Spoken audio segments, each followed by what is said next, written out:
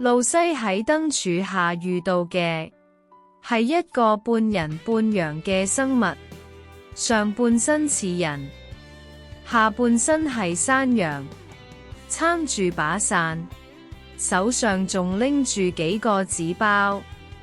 佢叫圖姆納斯先生。佢見到路西時嚇咗一跳，但好快就變得禮貌又友善，仲好奇路西係咪人類。路西同佢解釋自己係從衣櫥入嚟，圖姆納斯先生就話呢度係那尼亞，一個由燈柱延伸到東海邊嘅國度。佢邀請路西去佢嘅洞穴飲茶。路西本來想拒絕，但聽到有火爐、烤麵包、沙丁魚同蛋糕，最後都答應咗，只係話自己只能坐一陣。圖姆納斯先生嘅家細細地，但好溫暖，好舒服。牆上有佢父親嘅畫像，書架上放滿咗講森林、仙女、神話嘅書。佢準備咗一大桌茶點，路西食得好開心。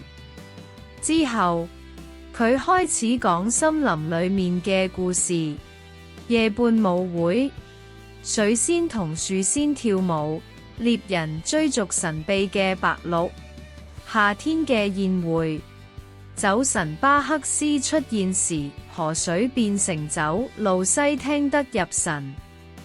最後，圖姆納斯先生吹起咗一支小笛子，曲調令路西一陣想笑，一陣想哭，一陣想跳舞，甚至差啲瞓着。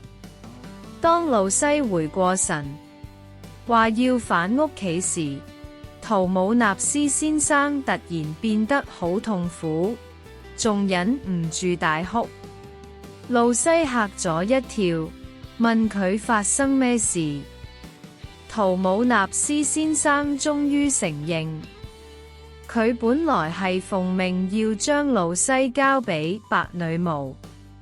白女巫係統治住那尼亞嘅暴君，令整個國度永遠係冬天，仲從來冇聖誕節。佢命令森林裏嘅生物，只要見到人類小孩，就要即刻報告，甚至將佢哋交出去。圖姆納斯先生本來就係要咁做，但同路西相處咗之後，佢後悔、內疚，覺得自己做唔到。佢話如果唔交人，白女巫會割佢尾巴，鋸斷佢角、拔鬍子，甚至用魔杖將佢變成石像。但佢仍然決定放路西走。於是佢帶住路西，沿住最隱蔽嘅小路，靜靜咁穿過森林，送返去燈柱。路西望住遠處嘅亮光，認得返衣櫥嘅方向。佢同圖姆納斯先生道別，仲將自己嘅手絹送俾佢。路西一路跑返去，周圍嘅樹枝慢慢變返做衣服，雪地變返木板。下一秒佢已經重新站喺空房裏面，外面仍然係雨天，兄子嘅聲音仲喺走廊傳嚟。佢興奮又氣喘咁喊住：我返嚟啦！我平安返嚟啦！